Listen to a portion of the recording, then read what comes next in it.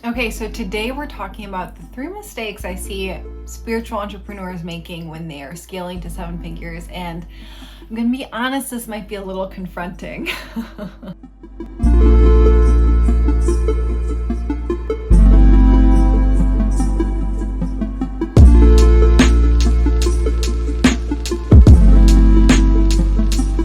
Hi, I'm Sam, and I help creative entrepreneurs to build out the team, the systems, and the marketing automations to do the work for them so that they have ample time to actually do what they want while more and more money flows in. Okay, so this video, as I said, may be a little confronting, but I see these mistakes all the time with one-on-one clients or people who are in the alchemical business intensive when they're trying to scale to 7 figures in the next 1 to 3 years.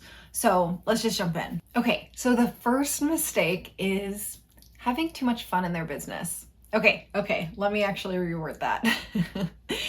If your business is your primary source of creativity and fun, you are most likely creating significantly more projects and things to do than actually have to be. So if you're a creative, I so get it, right? You want to actually express your creativity within your business, your life's work.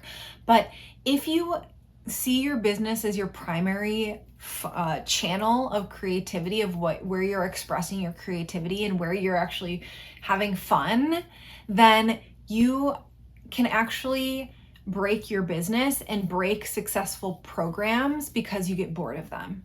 So if you've run a program a few times and you're suddenly bored of the material, you can actually break it or not launch it again just because you're bored of it.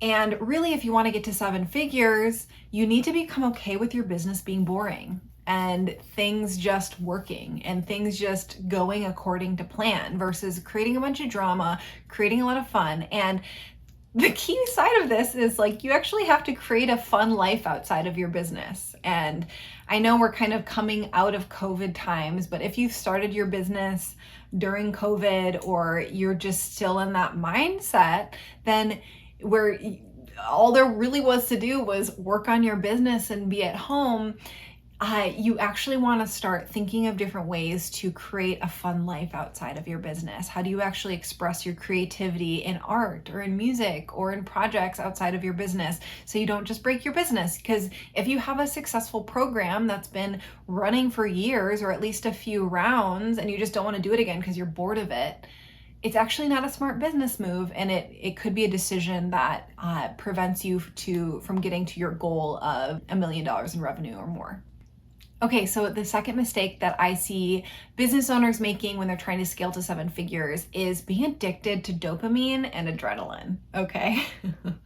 And what I mean by that is it's a little connected to our last one of using our business as a source of fun or drama, is you get really amped up on a like hormonal level by the goals that you set and by the projects that you do. You really want to have this big internal like highs that can actually come to lows with your business by these new projects and this new thing and that new thing and this new goal and all of that. When realizing that we have this lifelong relationship with our business, like if you are absolutely in love with the mission of your business and you see it being a part of your life at least for the next 20, 30, 40 years, maybe you don't. Maybe you want to just build a business to retire in the next 2 years. But most people that I work with, they're so in love with their mission. It's a huge part of what they feel like their life purpose is or their soul purpose is. Then you accepting that you have a lifelong business, there isn't this huge rush associated with I have to get to this goal this year. I have to hit this number by next year, or I have to get to this point or that thing. If you can actually let go of that and see this lifelong relationship that you're in with the soul of your business, then you can actually sit back and relax into the calm and relax your nervous system into the calm that is just creating from this at peace place.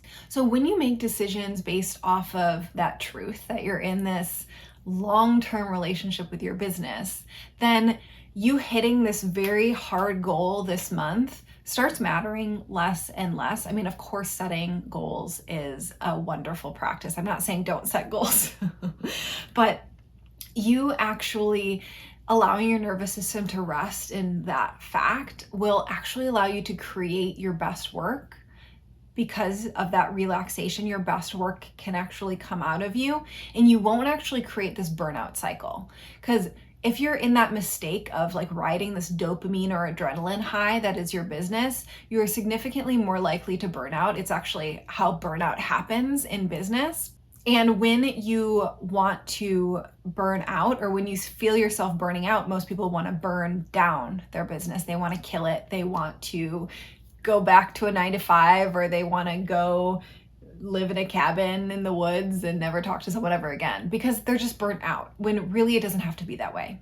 So the third mistake that I see business owners making, online business owners making, when they're trying to scale to 7 figures, is being the bottleneck of their business. Okay. So a lot of the things that get us to a 6 or multiple 6-figure level in business is stuff that we actually need to let go of and release as we're scaling beyond that. So if you were in a hustle mode, or you were a do-it-all person, a DIY person, you actually want to start letting go of that and creating structures in your business that are supportive to you.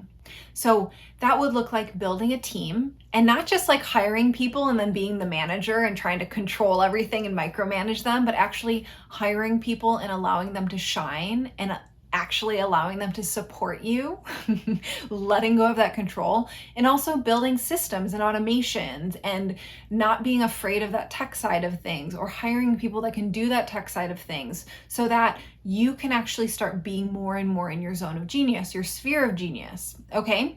And what that really looks like is you doing your soul's work, you actually doing the things that come easily to you, so that you can make the best use of your time, work less, and have structures in place for your business to be doing more of the work instead of you doing more of the work.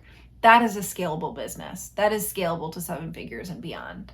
Okay, so let me know down below in the comments if any of these mistakes hit home for you. Do you feel called out? I love to know. And if you want to go deeper with this, I invite you to check out my free masterclass, CREATRIX, which we will link down below, or you can go to thedirtyalchemy.com/CREATRIX. So CREATRIX is a 90-minute masterclass on reclaiming your time, and it's just one simple shift that you have to make to actually dissolve the walls that are holding you stuck in the day-to-day of your business, so that you can be more supported, so that you can get a lot more time back while more and more money flows in. So check that out. I'll see you next week.